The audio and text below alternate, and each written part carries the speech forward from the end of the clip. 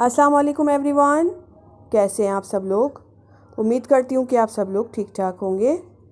आज मैं आपके लिए बहुत ही मज़ेदार सी इमली की स्पाइसी चटनी की रेसिपी लेकर आई हूँ, जो बहुत ही मज़ेदार बनकर तैयार होती है और बहुत जल्दी बन जाती है।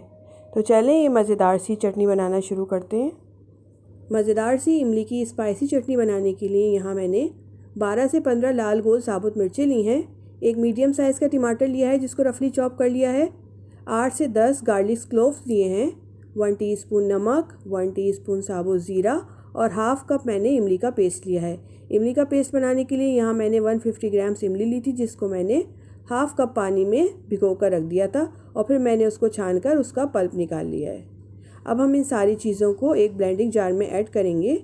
यहाँ मैंने एक ब्लेंडिंग जार लिया है, इसके अंदर हम इमली का पेस्ट ऐड करेंगे, साबुत ज़ीरा ऐड करेंगे, नमक ऐड करेंगे। नमक आप अपने टेस्ट के मुताबिक ऐड कर लीजिएगा। गार्लिक क्लोव्स ऐड करेंगे, टमाटर ऐड करेंगे, गोल लाल मिर्ची ऐड करेंगे और इसको कवर करके अच्छी तरह से ब्लेंड कर लेंगे। हमें इसको अच्छी तरह से ब्लेंड करना है। ये देखें, मैंने इसको ब्लेंड कर लिया और एक ज़बरदस्त सा पेस्ट बनकर तैयार हो गया है। चलिए अब इसको एक बाउल में निकाल लेते हैं। बहुत ही मज़ेदार सी हमारी इमली की स्पाइसी चटनी बनकर तैयार हो गई है।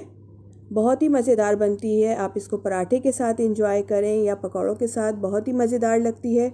रेसिपी अच्छी लगे लाइक करें, फैमिली एंड फ्रेंड्स में शेयर करिए और मुझे दीजिए नेक्स्ट वीडियो तक के लिए इजाज़त। अल्लाह हाफ़िज़।